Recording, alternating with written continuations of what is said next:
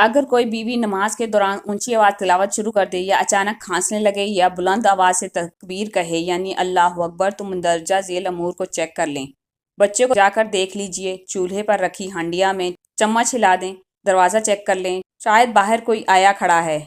T V کی آواز کم کر دیں، بارش میں یا تیز ہوا کی صورت میں چھت پر لٹکے ہوئے کپڑے اتار کر نیچے لے آئیں۔ اگر ان میں سے کوئی بات نہیں ہے تو سمجھ لیں کہ بیوی نے آپ کے ساتھ باہر جانا ہے۔ ان کی نماز ختم ہونے کا انتظار کریں اور جہاں بیٹھے ہیں وہیں ساکت ہو جائیں، ورنہ موصوفہ آپ کے کسی بھی جسمانی، روحانی یا نفسیاتی نقصان کی ذمہ دار نہ ہوگی۔ ایک آدمی نے باس سے چھٹی مانگی۔ باس نے امپلائی کو گھورتے ہوئے کہا، چھٹی کرنے سے پہلے یہ بتاؤ چاہ کیا رہے ہو؟ سال میں کام کے لیے 365 دن ہوتے ہیں، جس میں سے 52 ہفتے اور ہر ہفتے میں 2 چھٹیاں ملتی ہیں۔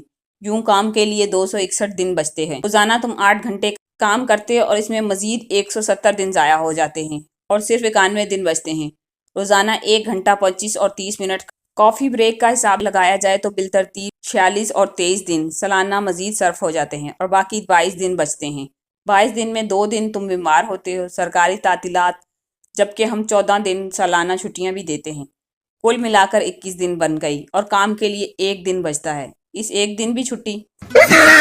ایک لڑکا کہیں سفر پر جا رہا تھا تو اتفاق سے ڈرائیور کے بالکل پیچھے سیٹ ملی تو دوران سفر کبھی ڈرائیور سے بات چیت بھی ہو جاتی تھی۔ لڑکے نے بس ڈرائیور سے پوچھا، آپ کتنے گھنٹے بس میں رہتے ہیں؟ بس ڈرائیور نے کہا 24 گھنٹے۔ لڑکا حیرانی سے پوچھا 24 گھنٹے بس میں؟ تو بس ڈرائیور نے سر دھا بھری اور کہا 12 گھنٹے اسی بس میں اور 12 گھنٹے بیوی کے بس میں۔ ہمشیرہ کے گھر سے حلوہ آیا تو ابو جی کا سنایا ہوا لطیفہ بھی یاد آ گیا۔ حلوے کے انتہائی شوقین 4 دوست اپنے کسی یار کے گاؤں گئے تو اس نے حلوے کی 4 پراتیں ان کے سامنے رکھ دی۔ حلوہ کھاتے کھاتے ایک مر گیا، باقی 3 افسوس کے ساتھ حلوہ کھاتے رہے۔ کھاتے کھاتے دوسرا دوست بھی اللہ کو پیارا ہو گیا، باقی دونوں آنسو بہاتے حلوہ کھاتے رہے۔ تیسری پرات شروع کرتے ہی تیسرا دوست بھی جان کی بازی ہار گیا۔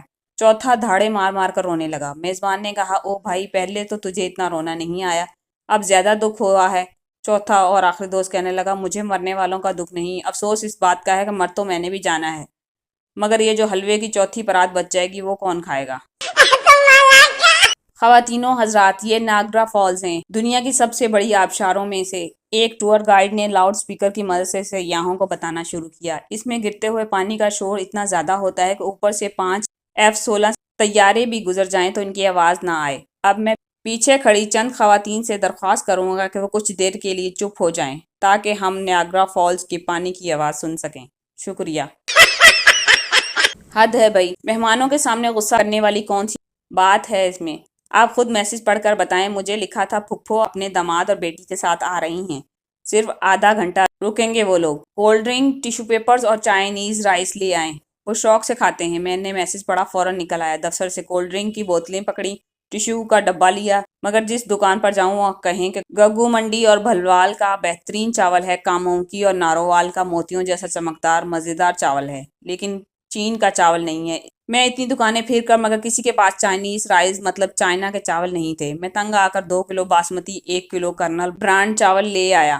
آپ خود ہی بتائیں، مہمانوں کے سامنے غصہ کرنے والی کون سی بات تھی؟